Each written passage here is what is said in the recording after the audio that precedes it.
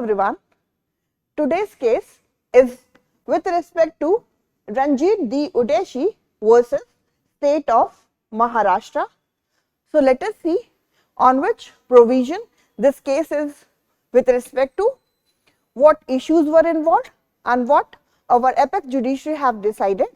So the name of this case is Ranjit D. Udeshi versus State of Maharashtra, and citation of this case is 1965 Supreme Court.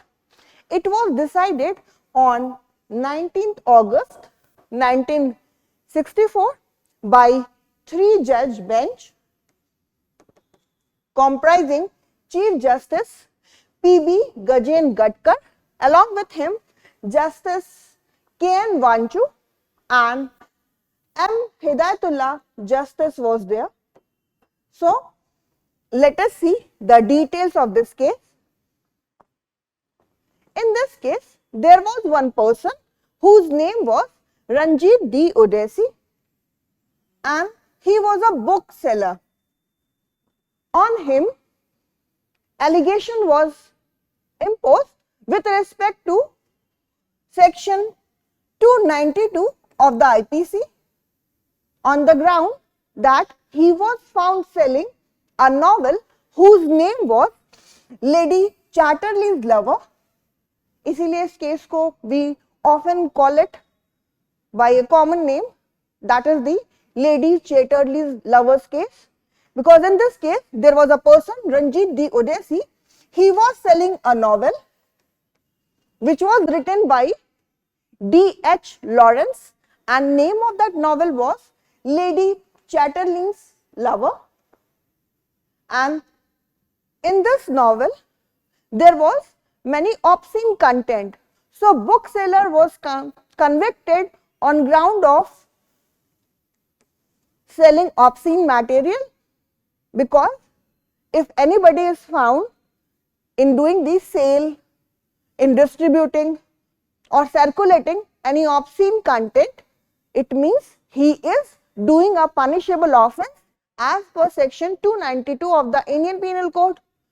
So he claimed that as ban was imposed on the sale of this lover on the ground, it was itself containing obscene content, so he claimed that his fundamental right is being violated. So the case involves with respect to 3 issues. Now let us see what 3 issues are involved, because this book has already throughout the world has undergone many trial with respect to that it contains the obscene content. So the key issue which was involved in this case was regarding that whether such ban which was imposed on that novel, is it a violation of the fundamental right, because Ranjit D. Udeshi, the bookseller, was claiming that his fundamental right as given under Article 19(1)(a) of the Constitution is being violated, because Article 19 clause 1 subclause A talks about fundamental right of speech and expression. So he claims that when a ban will be imposed on the sale and the circulation and the distribution of that novel, his fundamental right of expression will be violated. Moreover, as none of the fundamental right is absolute and the ban was imposed on the ground that it contained obscene material, so the another question before the apex court was, what is that obscene content? If we have to decide what is obscenity in Indian law, what parameters we have to take? So we have to see which test the Supreme Court has applied to decide that some content is obscene, because if something is obscene, that could be a reasonable ground that to put reasonable restrictions on the fundamental right, because none of the fundamental right is absolute, and with respect to the fundamental right of speech and expression, such restriction is given in Article 19 clause 2, which give us the ground of public morality and decency as one of the ground. So, on the ground of public morality and decency, reasonable restriction can be imposed on one's fundamental right of speech and expression.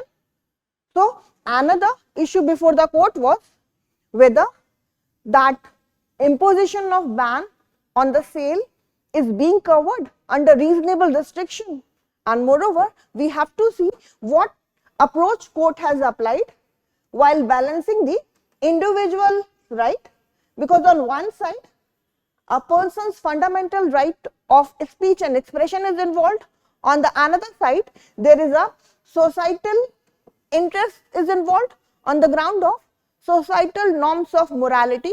So, we have to see in this case how the court have approached a balanced approach when it comes to individual right on one side and societal norms on one side, when the social norms of morality is involved on the other side.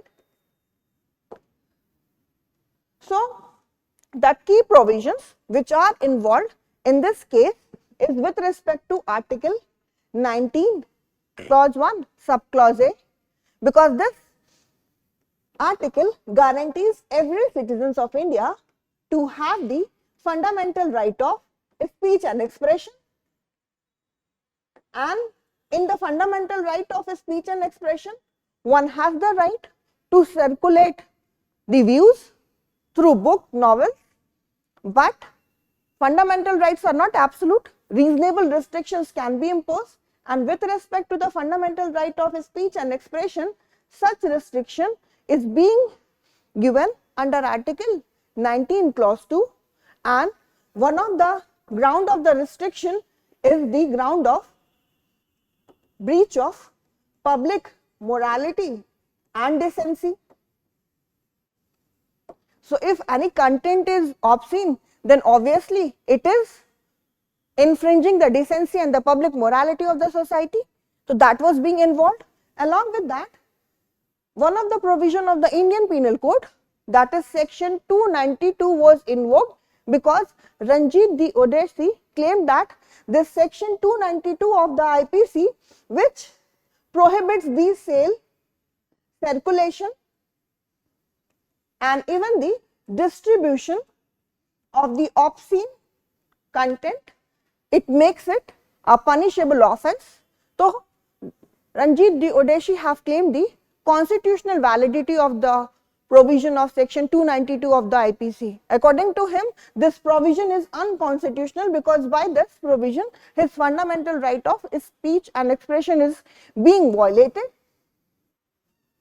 as Article 19, Clause 1, Subclause A talks about the fundamental right of speech and expression, whereas none of the fundamental right is absolute. So, reasonable restriction can be imposed, and such reasonable restriction with respect to fundamental right of speech and expression is being enshrined under Article 19, Clause 2 of the Constitution of India, and it provides that the ground of public decency and morality as one of the ground on which reasonable restrictions can be imposed on one's fundamental right of speech and expression, and section 292 of the IPC makes the sale, circulation and distribution of obscene content a punishable offence.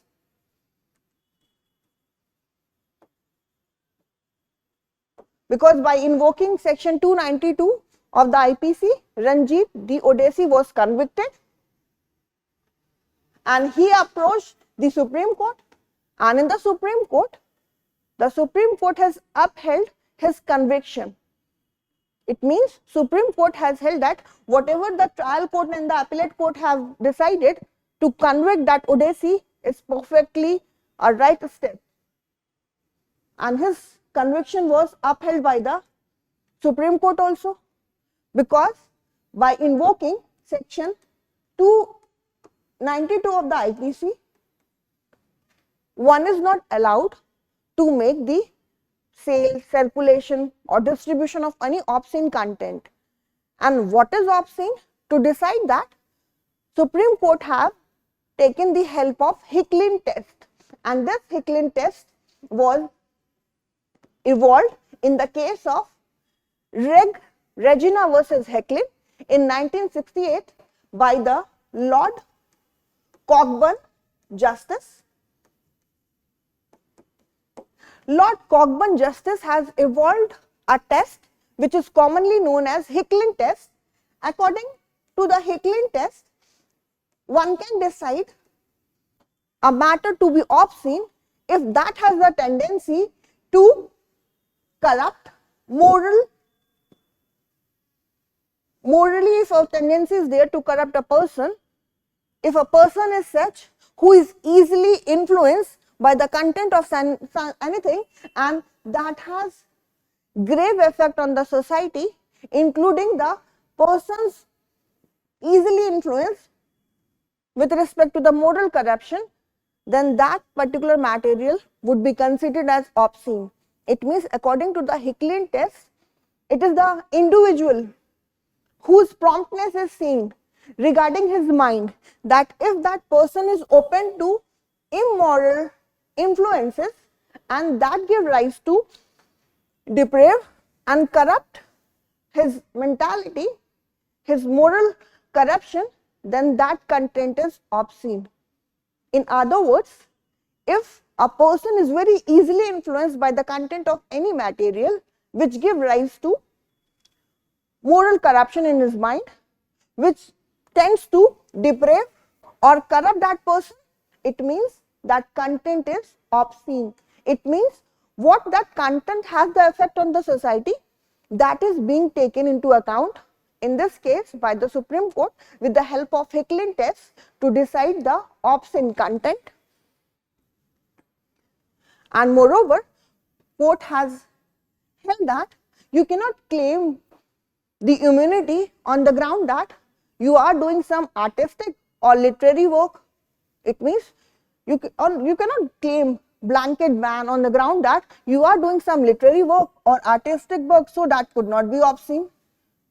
Obscenity will be checked in every kind of literary or artistic or any kind of work, and as the court reaffirmed that freedom of speech and expression is subject to reasonable restriction, including the ground of breaching public morality and decency, and obscenity has a tendency to breach the public morality and decency. Hence, the ground of obscenity is a reasonable restriction which can be imposed on one's fundamental right of speech and expression. It means the court has clarified that if obscene content is there, that is a valid and a reasonable restriction that can be imposed on one's fundamental right of speech and expression, because if that has a tendency to corrupt moral turpitude, moral corruption, then it is considered to be a obscene content. And court has even emphasized that we bring the obscenity laws in India or in any society so that the society is free from any kind of such thing which corrupts the moral standard of a society. So for that purpose, obscene laws are made which make that obscene content ka circulation, sale and distribution a punishable act.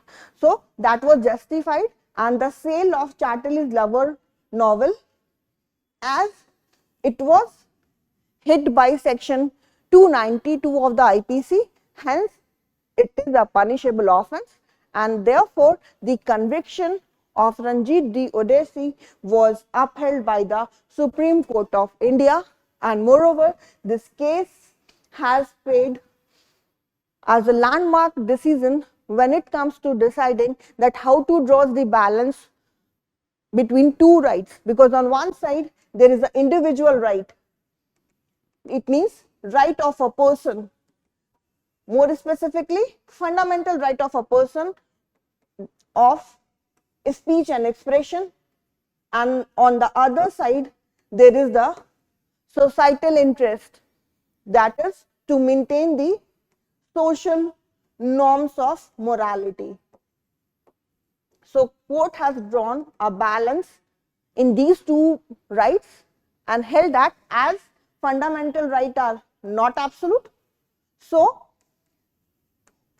reasonable restrictions can be imposed, and reasonable restriction when it comes to the fundamental right of speech and expression can be the ground of violating public morality and decency, and obscenity is being hit by this.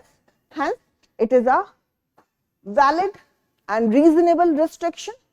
Now, there is a practice question for you. You have to tell that under which legal provision of the Indian Penal Code of 1860 it makes the sale and distribution of obscene content a punishable one. It means you have to tell which section of the IPC prohibits the sale, distribution and circulation of the obscene material. Is it option number A, section 292, or you are going with second option, option B, section 498 of the IPC, or is it article 19 clause 1 subclause A as per option C, or it is the last option D, that is article 21. So you have to tell which of the four options say which is the correct one. Now there is a subjective question for you. You have to write that how the Supreme Court have defined the obscenity with respect to the Ranjit D. Udeshi versus State of Maharashtra. It means you have to take the help of Hickling test, where the court have seen the effect of the content on the society, how an individual will be prompted by that conduct towards the moral corruption, that is seen. So you have to elaborate that with respect to the Supreme Court approach in defining the obscenity in the case of Ranjit D. versus State of Maharashtra, and you have to write regarding the application of the Hickling test. Nowadays, the approach of the court is different. It used to apply the approach what is there with respect to the contemporary community, what is the effect. But in this case, it was the effect on individual. And how the balance is drawn between the fundamental right, that is the freedom of expression, and the public morality, which is a ground of reasonable restriction. So you have to cover three things.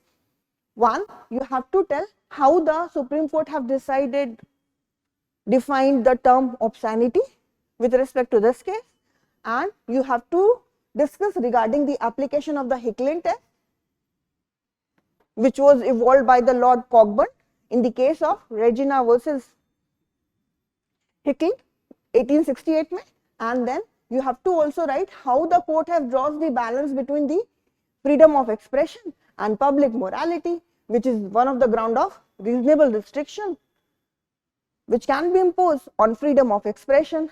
Thank you.